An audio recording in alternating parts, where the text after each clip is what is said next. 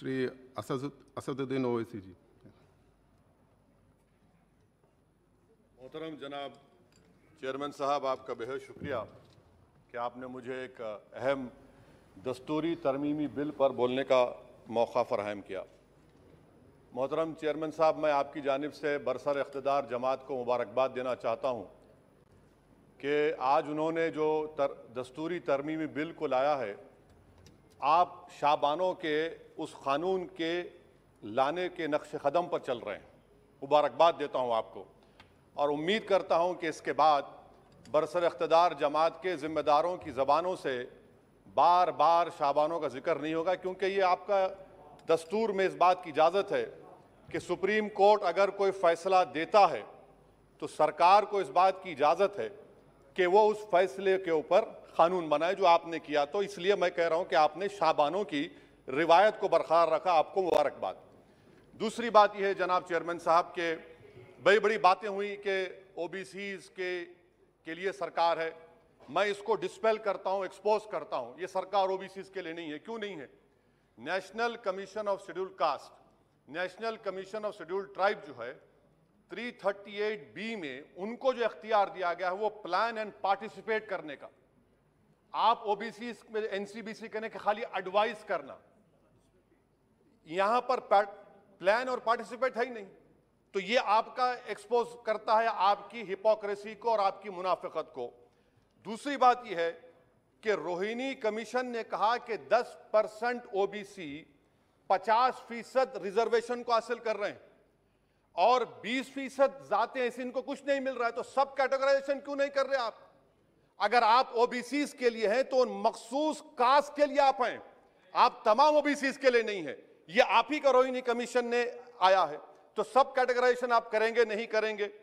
तीसरी बात यह है कि सर ये कैसा बात है कि अगर रियासत तेलंगाना में जो मुसलमानों की बैकवर्ड कास्ट है उनको रिजर्वेशन मिलता है मगर सेंट्रल लिस्ट में उसका जिक्र नहीं होता। तो एक ऐसा कानूनी मैकेनिज्म बनाने की जरूरत है कि अगर किसी स्टेट और रियासत में वो ये तय करती है कि ये हमारे स्टेट की ओबीसी है तो सेंट्रल लिस्ट में उसका रिफ्लेक्ट होना चाहिए। मिसाल के तौर पर बिहार में सुरजापुरी जात का जिक्र ही नहीं है सेंट्रल लिस्ट में, तो इसका हुकूमत करेगी नहीं करेगी। चौथी बात यह है कि आप क्यों डर रहे हैं? नरेंद्र मोदी की सरकार क्यों डर रही है? 50% को क्रॉस करिए ना। जब प्यार किया तो डरना क्या, तोड़ जाइए 50% को। क्यों 50% को डर रहे हैं आप? जो 50% है उनको 27%, जो 20% है उनको 50%।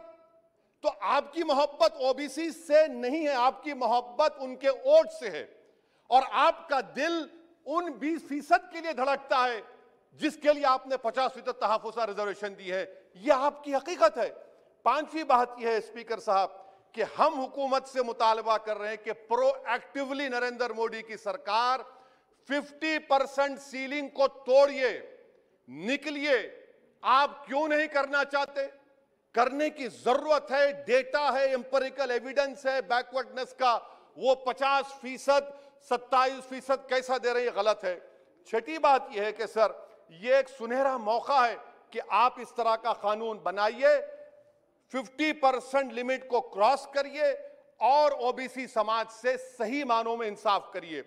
सर एक और बात, आज ही के दिन 1950 10 अगस्त को प्रेसिडेंशियल ऑर्डर हमने निकाला था, बड़ा तारीखी दिन था जिसमें हमने शेड्यूल्ड कास्ट को रिजर्वेशन दिया।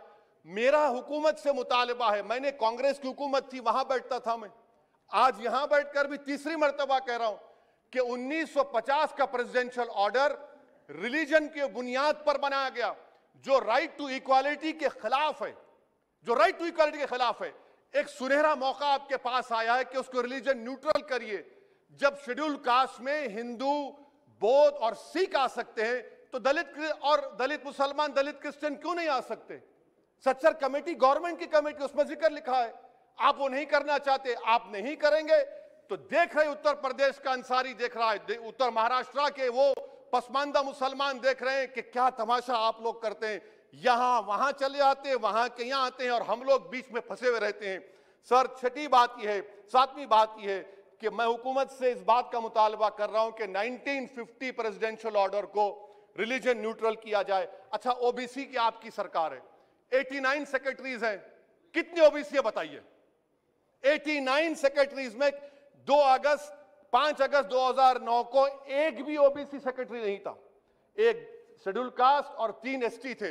मुबारक हो आपको, आपकी मोहब्बत ये है, डेटा कह रहा है, मैं नहीं कह रहा हूं, आप मुझे झूठ साबित कर दीजिए।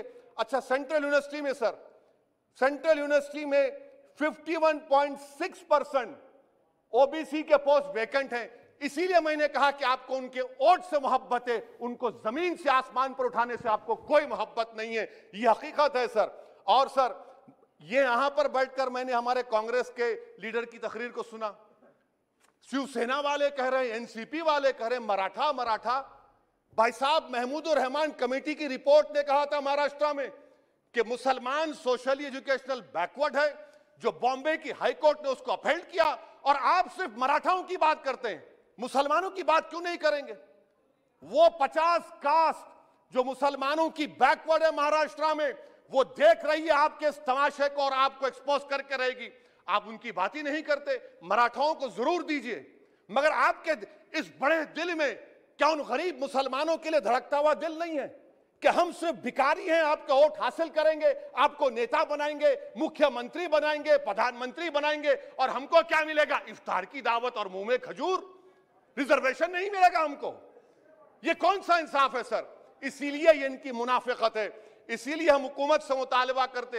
अच्छा, हैरत की बात यह कि सुप्रीम कोर्ट के जिस फैसले को ओवरकम करने के लिए यहां पर यह बिल लाया गया, सुप्रीम कोर्ट ने कह दिया कि मराठाओं के बारे में सोशली एजुकेशनल बैकवर्डनेस नहीं दिख रहा है। आप कैसे दिखाएंगे बताइए? ये महाराष्ट्र के 50 मुसलमान बरादरियां देख रही हैं। इसीलिए हम हुकूमत से कहना चाहते हैं कि, और मोदी सरकार से, कि आप ओबीसीज के अपलिफ्टमेंट के लिए नहीं हैं, आप मजलूम के साथ नहीं हैं, आप कमजोर के साथ नहीं हैं, आप बेरोजगार के साथ नहीं है। हां, एक हकीकत है, आप ताकतवर के साथ थे और ताकतवर के साथ रहेंगे। आपको वोट की जरूरत है, ओबीसीज और वो जो मुसलमान बरादरियां नीचे, उनको उठाने की जरूरत नहीं है। स्पीकर साहब, ये बिल यकीनन अच्छा है, मैं इसकी तायीद करता हूं। और गालिब ने बड़ा खूब कहा था कि ये जो तमाशा मैं देखता हूं कि बगीचे अतफाल है, दुनिया मेरे आगे, होता है सब शब रोज, तमाशा मेरे आगे। शुक्रिया सर।